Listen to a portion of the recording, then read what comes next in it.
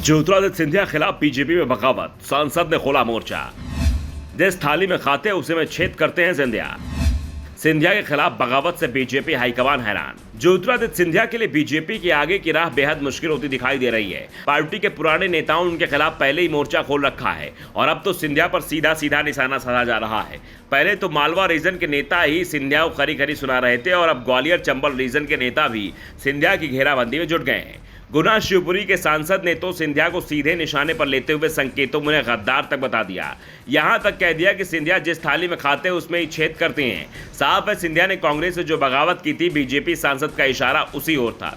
इससे पहले गुना शिवपुरी के बीजेपी सांसद ने सिंधिया पर तंज कसते हुए कहा था कि पहले के सांसद थे वो गाड़ी में आते थे, ग्रामीण उनसे मिलने के लिए सड़क पर खड़े होते थे, लेकिन सांसद अपनी गाड़ी का कांच तक नहीं नीचे करते थे। आज वो गांव-गांव घूम रहे हैं, माफी मांगते घूम रहे हैं। दरअसल सिंधिया ने हाल ही में शिवपुरी में आयोजित वैश्य वर्ग के सम्मेलन में मन से माफी मांगते हुए कहा था कि अगर जाने अनजाने में कोई गलती हुई तो उसके लिए माफी मांगता हूं। दरअसल सिंधिया ये माफी 2019 के चुनाव में मिली हार के चलते मांग रहे थे।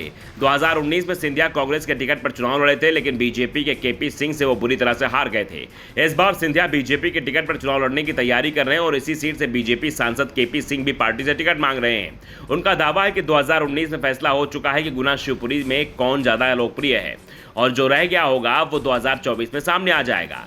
और अब केपी सिंह सिंधिया खिलाफ मोर्चा खोल चुके हैं। केपी सिंह यादव ने कहा कि मेरे चुनाव क्षेत्र में यादव समाज का सम्मेलन हुआ और मुझे इस कार्यक्रम की सूचना नहीं दी गई। ये मेरे खिलाफ साजिश लगती है और ये साजिश हमारे अपने नेता ही कर रहे हैं। दरअसल इस सम्मेलन में सिंधिया शामिल हुए थे, लेकिन गुना शिवपुरी के सांसद केपी यादव को इस सम्मेलन में बुलाया ही नहीं गया था।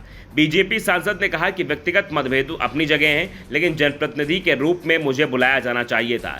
इन चीज़ों से समाज में गलत संदेश जाता है। हमें एकजुट होने की ज़रूरत है। मैं घटनाक्रम से निराश हूं।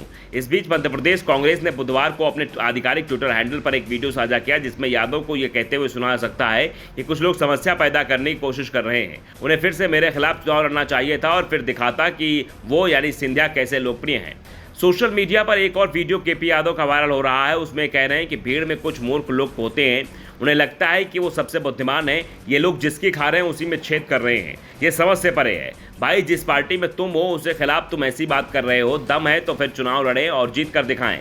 केपी यादव सिर्फ सिंधिया पर निशाना नहीं साध रहे हैं, बल्कि अब उनके निशाने पर पूरा सिंधिया खानदान ही आ गया है। शिवपुरी में पिछले दिनों हुए एक सम्मेलन में उन्होंने सिंधिया परिवार पर निशाना साधते हुए कहा था कि अनादिकाल से ही मातृशक्ति का हमारे देश में ऐसे ही सम्मान रहा है। चाहे जीजा माता हो, चाहे रानी लक्ष्मीबाई हो, इन्हें कभी भूल नहीं सकते।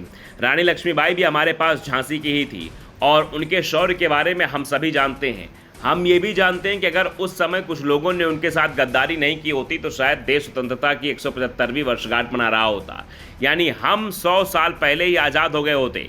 इतिहास में साफ है कि रानी लक्ष्मीबाई ने लड़ाई में ग्वालियर के राजा जी जीवाजी राव सिंधिया ने मदद मांगी थी, लेकिन सिंधिया ने रानी की जगह अंग्रेजों की मदद की थी। Bureau report, the Dhakad news.